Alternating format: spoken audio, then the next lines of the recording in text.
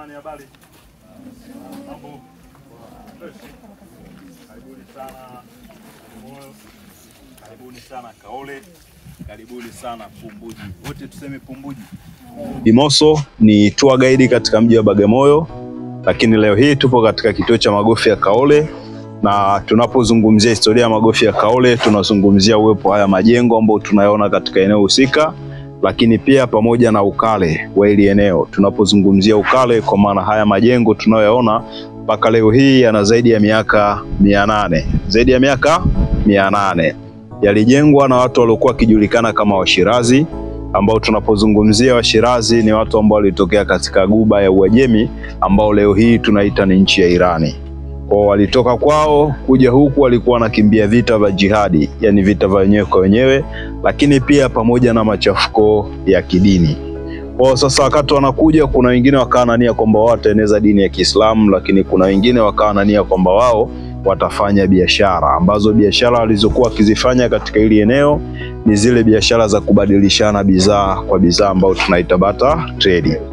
Lakini wale waliokuwa wanaeneza dini ya Kiislamu walifanikiwa kujenga msikiti ambao ni jengo lile lenye ngazi, ambao ule msikiti tunasema ni msikiti wa pili kujengwa kwa upande wa Tanganyika, ambao msikiti wa kwanza ulijengwa Kilwa mnamo karne ya 9. Lakini baada ya kujenga ule msikiti waliweka zile ngazi ambazo tunaziona, na ngazi zilikuwa ni kwa ajili ya adhana, kwa sababu kipindi hicho kulikuwa hakuna vipaza sauti. Kwa tunaamini kwamba muazini akipanda kwenye zile ngazi akaenda akatoa adhana, ina maana ile sauti inakuwa inasikika kiurahisi, na watu waliopo mbali wanasikia ile adhana, wanakuja kuswali msikitini. Lakini leo hii tunasema kwamba hizi ngazi tunazoziona zilisaidia kubadilisha jina la wenyeji waliokuwa wakiishi katika hili eneo. Kwa maana wenyeji wa hili eneo ni Wazaramo, na asili ya Wazaramo ni watu ambao walitokea katika milima ya Uluguru, Morogoro. Lakini walivyotoka kule kuja huku, walivyofika ukanda wa pwani wakazamia, kwa ndo maana akajiita kwamba wao ni Wazaramo, ambao maana Mzaramo ni mzamiaji. Na kipindi wanaishi katika hili eneo, hawa Wazaramo walikuwa na uongozi wao ambao ulikuwa ukijulikana kama Mwinyi, Pazi, Mwene, na hili eneo wenyewe walikuwa kiliita kama Pumbuji, ambao maana ya Pumbuji tulisema ni ardhi zenye rutuba pamoja na nini, unyevu. Sasa jina la Pumbuji lilikuja kupotea baada ya Wazaramo kuanza kusikia ile azana. Walivyokuwa kisikia azana, wao walikuwa wanashangaa, kwa sababu kipindi hicho kusikia azana kwao ni kitu kigeni. Kwa wanajikusanya, wanakuja katika hili eneo, wanaongea Kizaramo kwamba tuchole tukalole vya jawanu vino viwotendile. Wote tuseme tuchole tukalole vya jawanu vino viwotendile. Walikuwa na maana kwamba twendeni tukaone hawa wageni wanachokifanya. Sasa alivyokuwa kifika katika hili eneo, wale wageni na wenyewe wakawa wanatamani sana waitamke ile lugha, lakini wao walishindwa kusema neno tukalole, na hatimaye wakawa wanasema kaole. Kwa hiyo maana ya kaole, twendeni tukaone. Maana ya kaole ni nini? Vitu ambavyo tutakavyoweza kuviona katika eneo husika, ikiwemo ni haya majengo ambayo tunayaona ambayo yana zaidi ya miaka 800, lakini pia ujenzi wa majengo yao, kwa sababu haya majengo ambayo tunayaona walivyojenga hawakutumia simenti tofauti na sasa. Wao walikuwa wakitumia mawe ya matumbawe. Tunapozungumzia matumbawe ni miamba ambayo inapatikana baharini.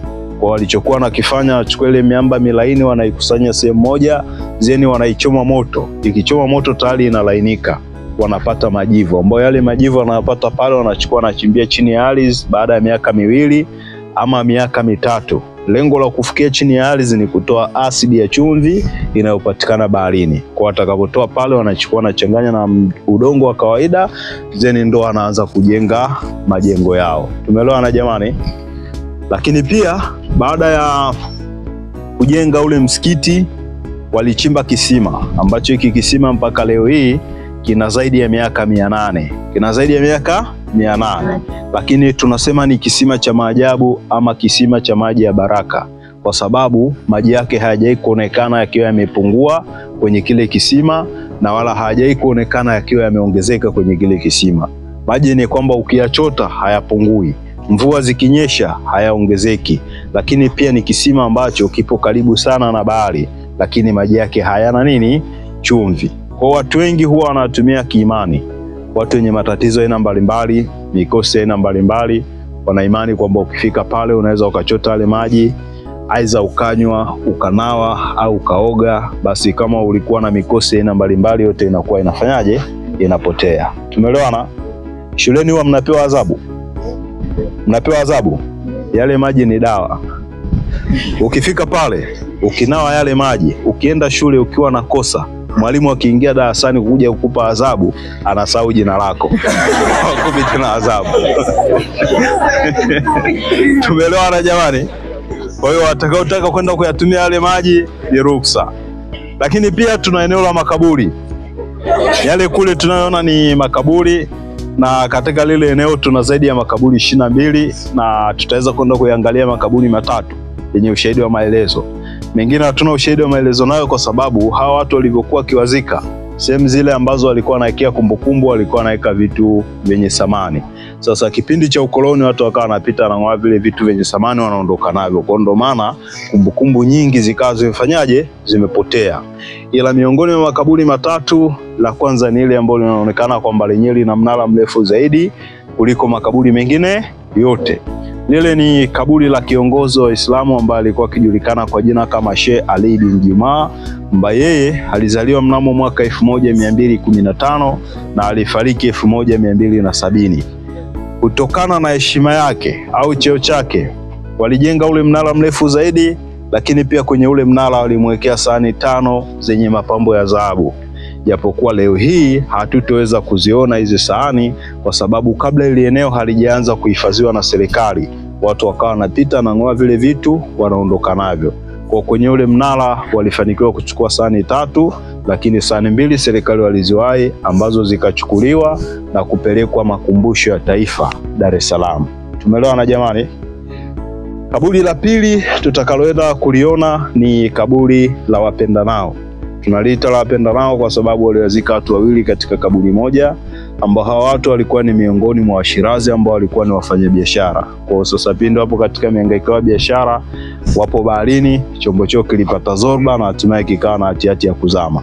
Walivyoona kwamba chombo chao kinataka kuzama, mwanamke alikuwa na ushungi ambao wakakubaliana kwamba wachukue ushungi wajifunge kwa pamoja, wakiwa na maana kwamba akipata msaada apate msaada kwa pamoja, ama wakifariki wote wafariki wakiwa sehemu moja.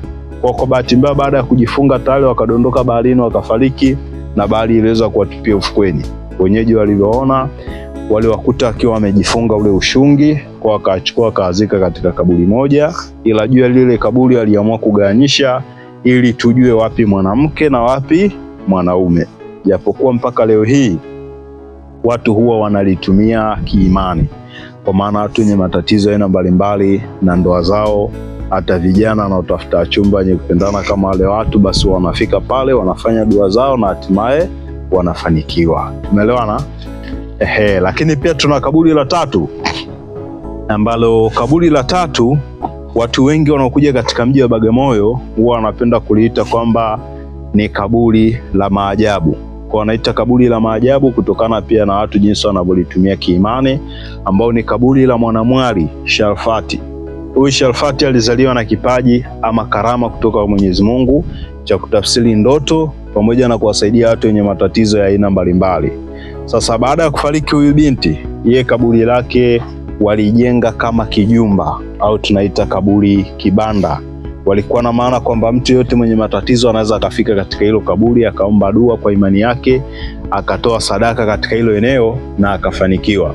Kwa mfano, kipindi cha Mwalimu Nyerere, kipindi anagombania uhuru, pia waliweza kumleta katika hili kaburi, ambaye yeye kipindi hicho aliletwa na shehe mmoja alikuwa akijulikana kama Sheikh Ramia. Walipofika pale wakaomba dua akiwa wamefunga kwa muda wa siku 3, na baada ya kumaliza ile dua, Sheikh Ramia akamwambia Mwalimu Nyerere kwamba tukitoa sadaka katika hili eneo basi tutaenda kupata uhuru pasipo kumwaga damu. Na kule walivyotoka wakafanikiwa.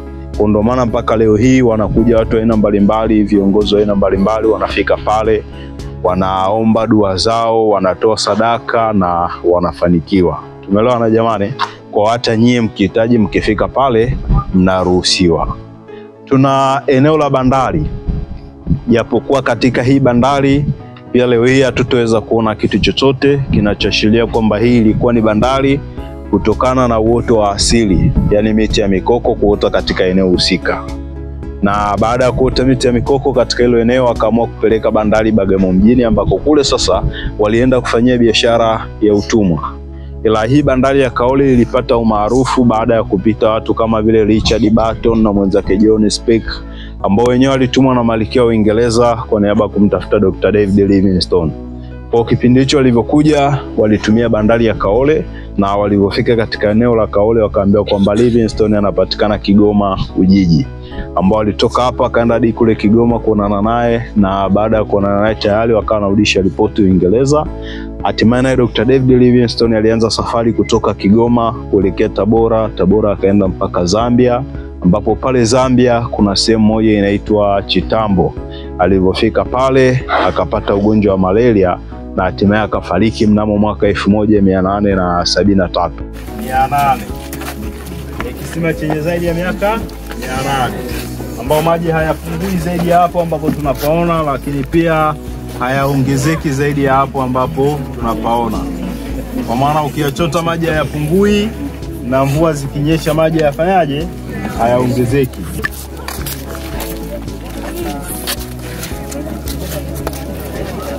Hapa ndo makaburi, na miongoni mwa makaburi matatu, na kwanza ni wapo ambao ni kiongozi wa Uislamu aliyekuwa akijulikana kwa jina kama Ali ibn Umar. Jina lake waliandika pembezoni pale kwa herufi za Kiarabu.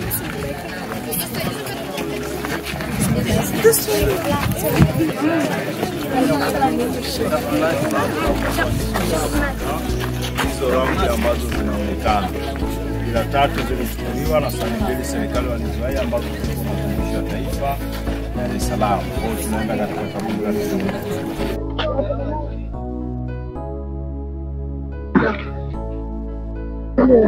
la hili ndo kaburi la wapendanao, ambao tunaliita la wapendanao kwa sababu waliwazika watu wawili katika kaburi moja, lakini hapo juu waliamua kugawanyisha ili tuweze kujua kwamba wapi mwanamke na wapi mwanaume, ambao upande huu walimweka mwanaume na upande wa pili kule walimweka mwanamke.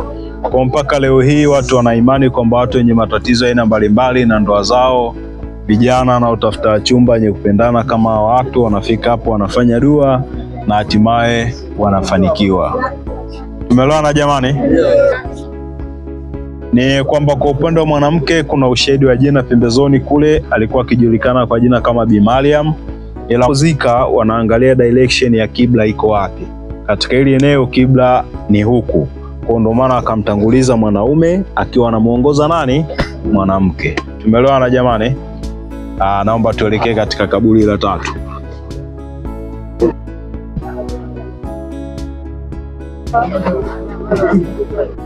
Ili hapa ndo kaburi la tatu, ambao ni kaburi la Sharifa, ambaye huyu binti alizaliwa na kipaji ama karama kutoka kwa Mwenyezi Mungu cha kutafsiri ndoto pamoja na kuwasaidia watu wenye matatizo ya aina mbalimbali.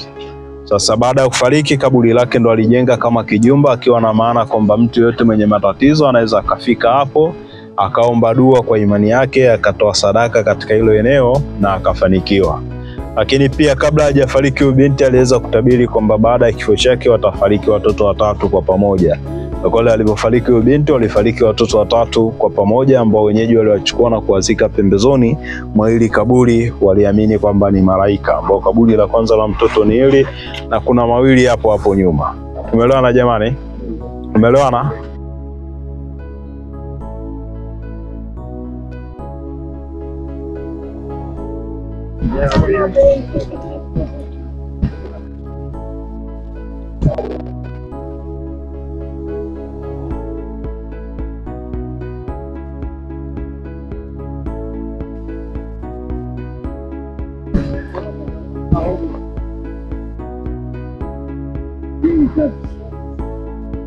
La bandari, ila kama tulivyosema mwanzoni kwamba hatutoweza kuona kitu chochote kinachoashiria kwamba hii ni bandari kutokana na uoto wa asili, yani miti ya mikoko kuota katika hili eneo. Kwa maana hii tunayoiona ndo miti ya mikoko. na sifa ya hii miti yenyewe huwa inaota kwenye maji ya chumvi tu, haiwezi ikaota sehemu nyingine aina yoyote. Kwa sasa imeota umbali wa kilomita 2.5 kutoka hapa kuelekea sehemu ya bahari, yani ilipoanzia kuota kilomita 2.5. Lakini ukija jioni maji unakuta yanarudi yanajaa mpaka huko pembezoni. Wadudu ambao wanapatikana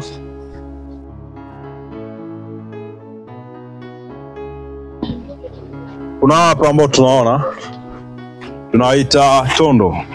Ni jamii ya konokono ambao wanapatikana kwenye maji ya chumvi. Kwa wenyeji huwa wanatumia kama kitoweo.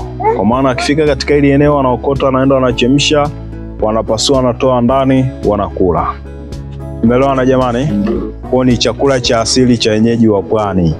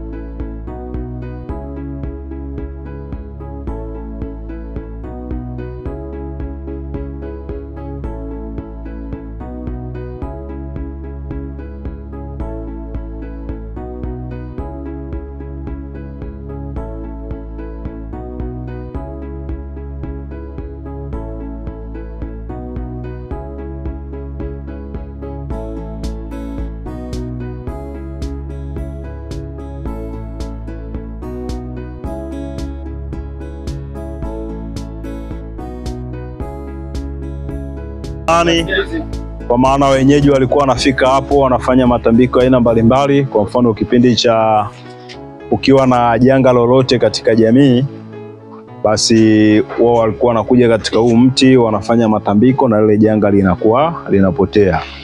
Lakini pia asili ya mti wa mbuyu wenyewe huwa hauna kiini, kwa maana ukiukata ndani unakuta upo wazi. Na ni miti ambayo huwa inahifadhi maji kwa wingi, na kuna baadhi ya wanyama kama vile tembo, kipindi cha ukame akipita kwenye mti kama huu, basi anakuwa na toboa zeni anapata maji. Tumeelewana jamani? Lakini pia ni mti ambao una shughuli za aina mbalimbali. Kwa mfano magome yake ukiyakausha ni dawa, lakini ukienda baadhi ya mikoa mingine majani ya mti wa mbuyu wanatumia kama mboga, hasa ukienda maeneo ya Dodoma. Tumeelewana jamani? Kuna mtu mwenye swali hapo? Mwenye swali? Mwenye swali jamani? Waendelee kuongeza, na wale wanaohitaji kupunguza waendelee kupunguza, lakini pia wanaohitaji kuchota maji kule kisimani ni ruhusa kwenda kuchota maji. Tumeelewana? Sisi kama wanafunzi katika shule ya The Voice Secondary tumefurahia sana kufika katika mazingira haya ya Bagamoyo. Tumejifunza mambo mengi kama ninavyoona katika moja majengo ambayo yalijengwa na wakoloni. Na katika majengo haya tumepita sehemu mbalimbali na tumejifunza mambo mbalimbali ambayo hatukuwahi kuyapata katika maisha yetu. Tumefika katika eneo la Kaole, tumeona mbuyu ambao umeishi takriban miaka 500. Lakini pia kuna majengo ambayo yameishi kwa muda mrefu sana katika eneo hili la Kaole. Na ninafurahi sana kwa miongoni mwa wanafunzi kupata fursa ya kuja kujiunga na shule ya The Voice Secondary, kwa sababu ni mambo mengi ambayo tumeyapata katika study tour hii. Na ninaamini ni mambo haya ambayo nimejifunza katika study tour katika shule ya The Voice Secondary na kwenda kuyatumia katika maisha yangu ya kila siku. Kwani tunakuwa na mitihani mbalimbali ambayo kupitia study tour hii tunakwenda kujifunza na kujibu katika maswali mbalimbali katika mtihani. Nawe pia unakaribisha kumleta mwanao ajiunge, kwani mambo kama haya yanapatikana katika shule ya sekondari. Hapa tuko Bagamoyo at Kaole Ruins. Katika hii sehemu ya Bagamoyo tumeona vitu vingi, kuna bandari, kuna majengo ya Waislamu, kuna makaburi, na ndio nitaenda kuelezea kuhusu bandari ya Bagamoyo, ambayo hii bandari ilikuwa maarufu sana katika biashara. Bandari hii it was contributed by existence of German colonial government and Christian missionaries. Karibu tukuelezee mambo mbalimbali kuhusu Kaole Ruins. Hello and welcome back everybody. This is Bagamoyo, the beautiful city of ruins. Right here in front of us we have one of the famous historical graves.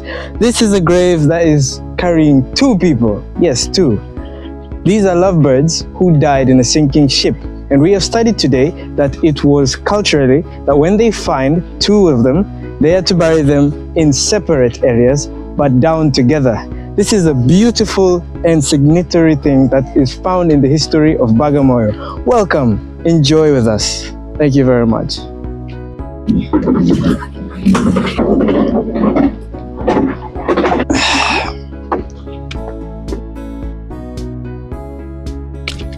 Haya maji yametoka katika kisima ambacho kilijengwa katika karne ya 13. Haya maji wanaamini kuwa ukioshea uso, mikono au hata ukiaogea unaweza ukawa ni mtu mwenye bahati au kila jambo lako utakalotaka kulifanya litafanikiwa. Pia haya maji kuna kitu cha ajabu kuhusu haya maji. Sio tu kuhusu kupata bahati, lakini pia haya maji yana sifa ya kutokuongezeka na pia na sifa ya kutokupungua. Kama tulivyosema, leo tumekuja kujifunza vitu vingi hapa Kaole Ruins, na tumeona mambo mengi, tumejua bandari na tumejua vitu vyote kwa ujumla. Kwa kukurahisishia wewe mwanafunzi unayetazama, mzazi, tunakushauri mlete mwanao The Voice, maana tour kama hizi zitakuwepo nyingi sana, na tunaomba umbariki mwanao aweze kupata nafasi kama hii. Kwa heri na tutakutana mahali pengine.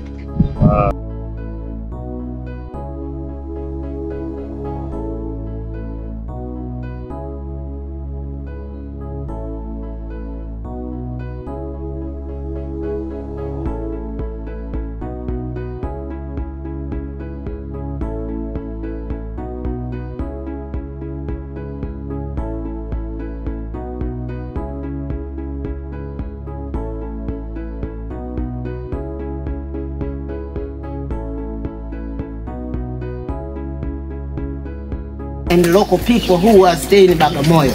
You understand me? Yes. So the attraction which are found here, the first you can see this old fort, and we have the hanging press used by the German to hang some African people who opposed the German rulers who were hanged. And also there is the German cemetery.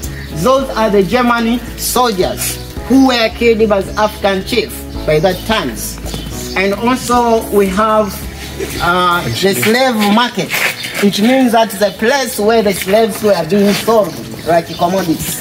And then we are shifted from here to Zanzibar, to the main slave market in East Africa. You understand? Yes.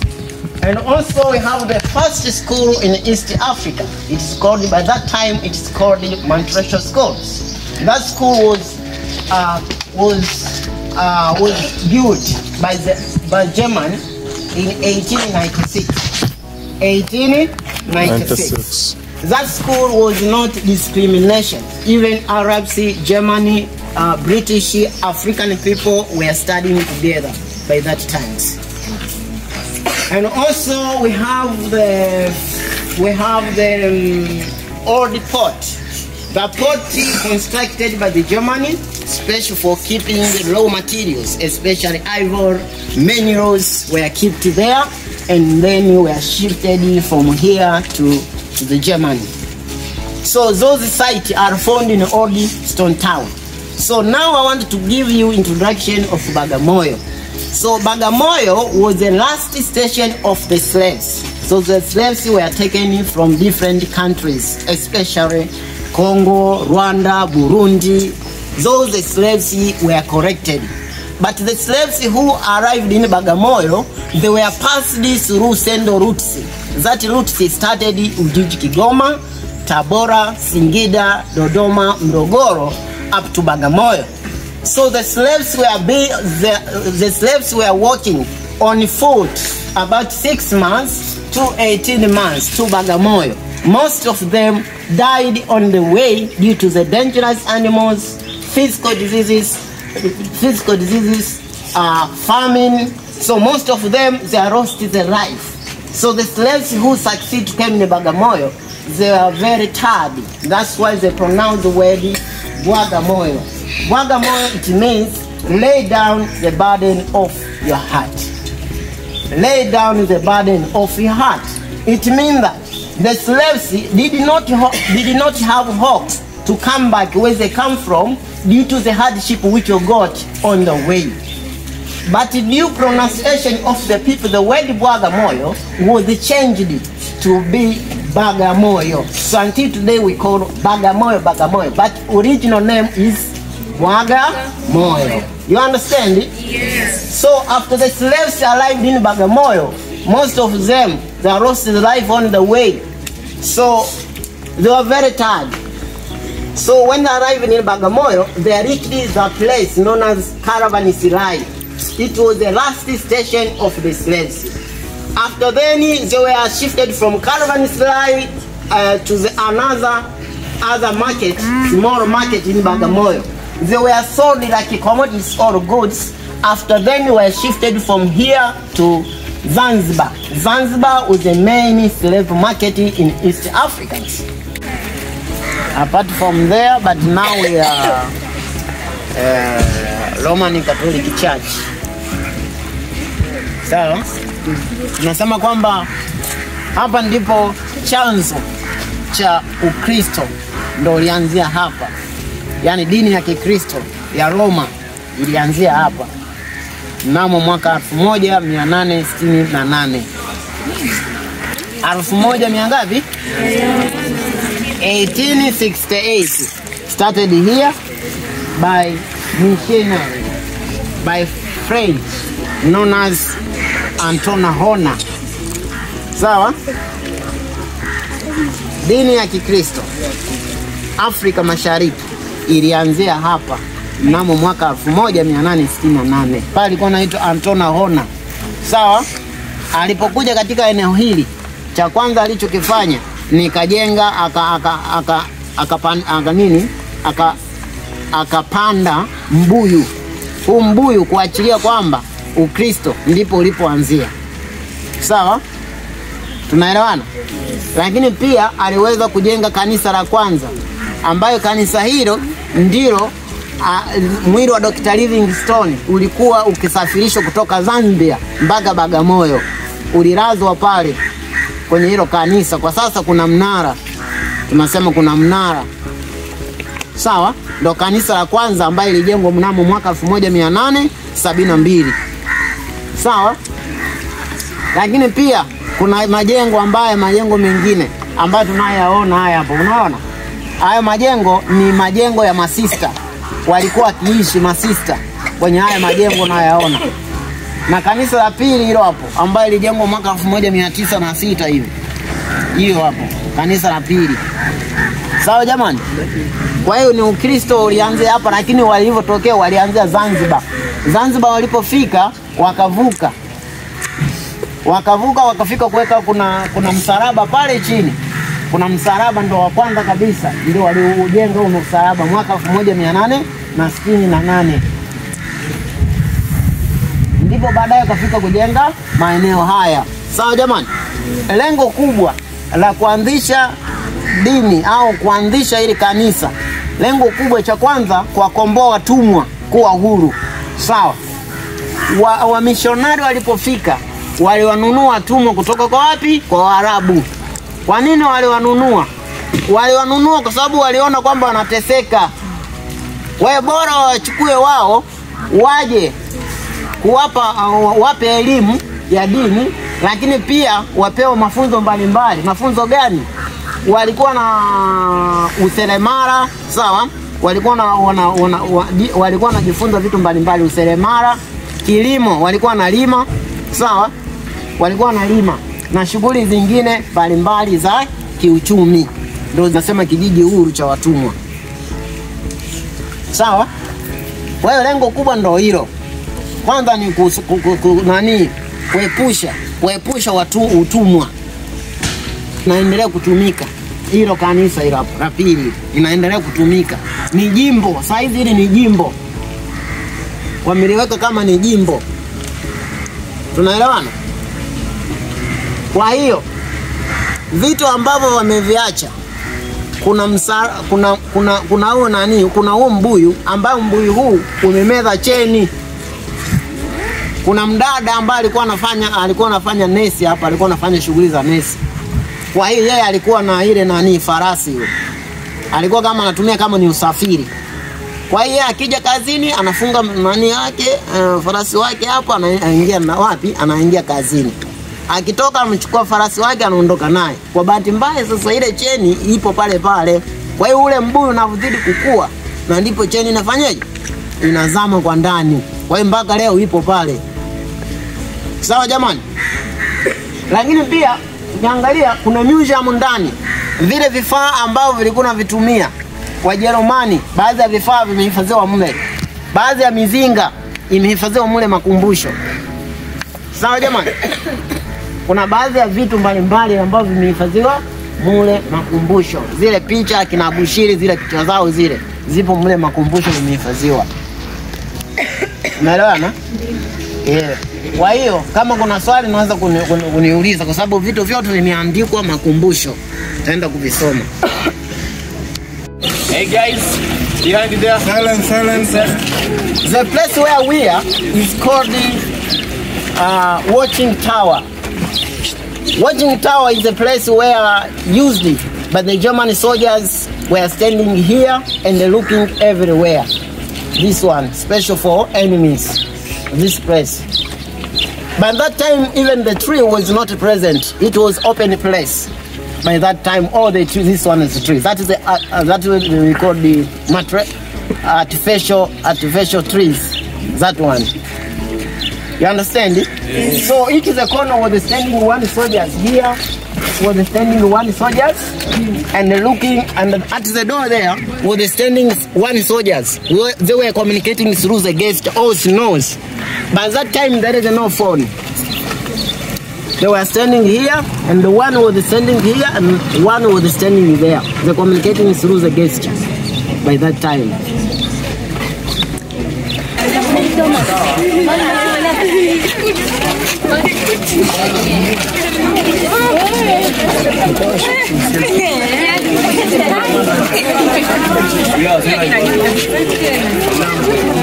Clearing. Rafuzi ya Kisukuma ya Kiingereza. Used by the soldiers this one. For sleeping there.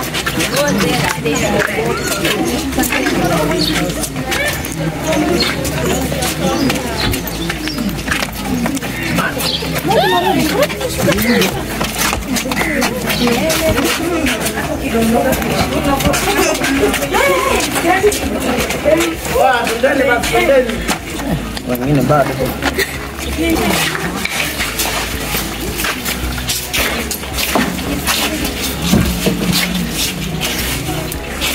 Kidogo. Okay, listen please. That is the door, this one. So this door was brought from India. Was brought from India. This one in 1897. It was brought by Indian person known as Sewahaji. Sewahaji was ordered by the Sultan of Zanzibar. Brought this door. In this door there is a lot of ornament. Each is the ornament, there is the means. This one. We have started this iron. This iron, it was used as a security in India. This one, security. In India, many people were keeping animals like elephant. So when the elephant missed the food, they decided to get inside to find the food. But when he arrived here, tried to push this one, he feel pains in the body. That's why the door is left as usual. But then is the whole this one. During the British, this house was using the prison. So the criminals or offenders who were closed here, their relatives were coming to see. They communicating through this one. You understand? Yeah. This one, communicating through this one. But if your relative have been closed here, that's why when you come to see him, that's why you can communicating through this one. And also there is a smoking flower. Smoking flower, this one, tradition of India, we use like prayers or to worship to the god. This one. When the smoking go up, they believe that the prayers has already come to the god. this one. And also we have the date. Date symbolizes that date is among of the crops which growing in India. But Islamic people, we use this date like a food during the fast or Ramadan.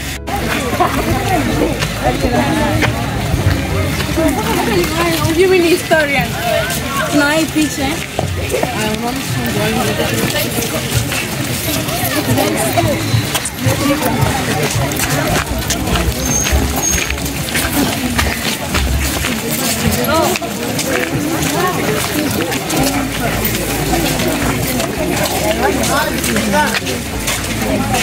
Well, this one is a place used by the Germans to hang Abushiri supporters were hanged here to death, this place.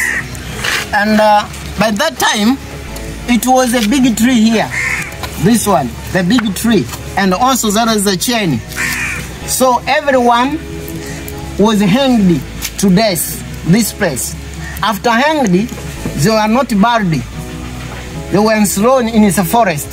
By that time, it was a big forest, this place. During the night, animals like lions come to take the body and eat. You understand? Yes. Yeah, everyone. So, but before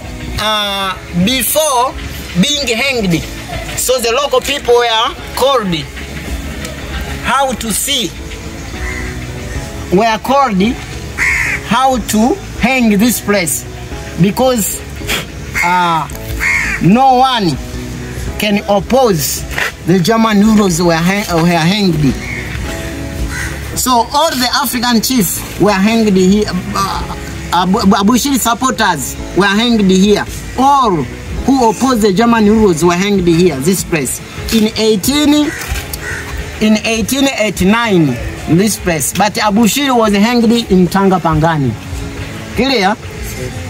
But the tree did not going on to survive here because it was been here for a long time.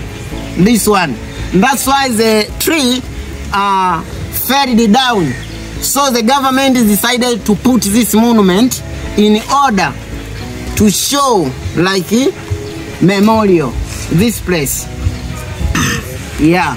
So it means that our grandfathers were hanged in this place. Yes? What is this one for? Okay. So here there is a well, this one.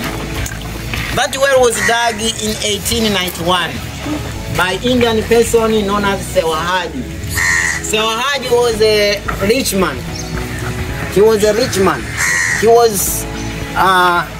was making the business like he was correcting raw materials, especially ivory. The ivory were taken from Tanganyika to India. Kutumika, ibada inaendelea, ndio hili kanisa. Ukiangalia kule mbele kuna picha. Hizo picha sio mapambo. Hizo picha zimepambwa kipindi hicho, zimechorwa. Kwa nini walichora hivyo? Kwa sababu inaashiria kwamba wale ni watumwa. Watumwa walipokuwa wakiacha uhuru, walipewa elimu. Walipewa mafunzo mbalimbali. Mafunzo haya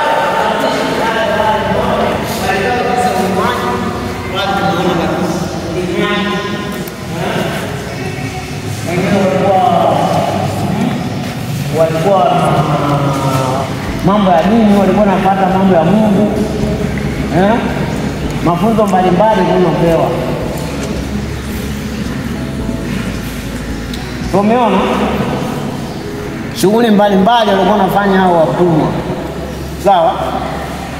Mpaka leo hili ni kanisa ambalo tunasema kwamba sasa hivi inaitwa jimbo na sio kanisa la kitoto. Inajulikana maeneo sehemu, yani dunia nzima inajulikana hii Afrika Mashariki. Na hija zote ambazo zinafanyikia lazima fanyikia hapa Bagamoyo. hapa wanakuja, hija zote kutoka East Africa, Uganda, wapi, Kenya, nini, wanakuja hapo Bagamoyo. Ni jimbo hili saizi. Sawa jamani? Haya manani haya, umeona haya mabenchi ya miaka hiyo. Haifanyiwa innovation. Haya mabenchi ya miaka hiyo.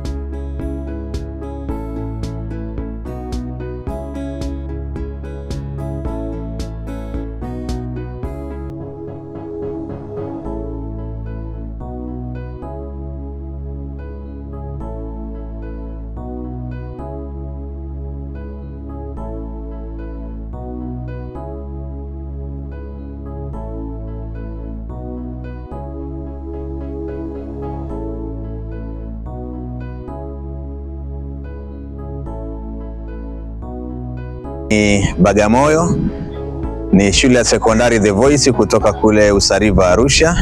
Tulisafiri kuanza jana tarehe 24 na tukafika jioni Bagamoyo sekondari, na leo tulipata nafasi na wanafunzi wetu wa kidato cha pili na kidato cha 4 tukatembelea maeneo mbalimbali.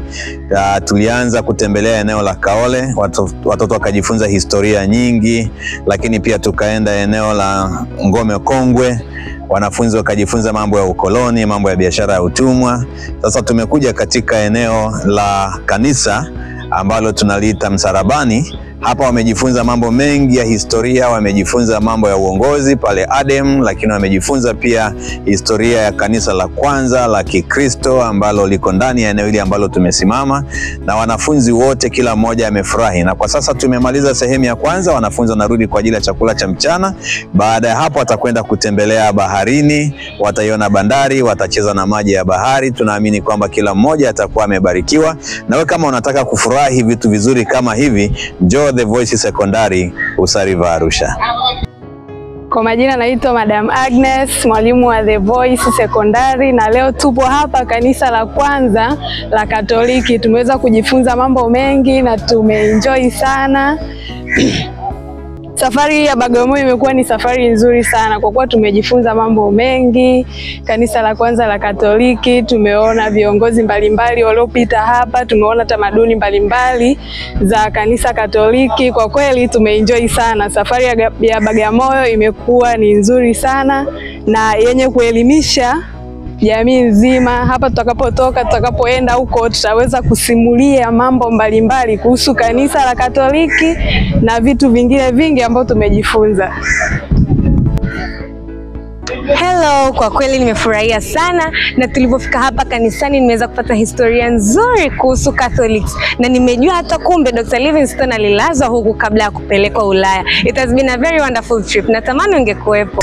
Kwa majina naitwa Samuel Emmanuel Palanjo, ni mwanafunzi wa The Voice. Leo tumetembelea kanisa la kwanza kujengwa hapa Tanzania, ambalo ndo hili hapa nyuma kama tunavyoviona. Kitu ambacho nimekipenda huko ndani, nimeona utunzaji mzuri wa vitu kama mabenchi ambayo kwa wanatumia mpaka sasa hivi yako, ambacho kinaweza kutusaidia kwamba kuona ni ukweli kwa kitu kinachoongeleka huko ndani. Thank you very much. Tunakukaribisha The Voice, tunapenda wageni. Habari, kwa jina naitwa Zaina kutoka katika shule ya sekondari The Voice iliyoko mkoani Arusha. Tulikuwa na safari ndogo kuelekea mkoani Bagamoyo, hivi sasa tumefika. Na hili ni kanisa ambalo lilianzishwa, ndo kanisa la kwanza cha Wakatoliki. Nimejifunza kitu kizuri sana na kukaribisha na wewe ujiunge na hii safari. Asante.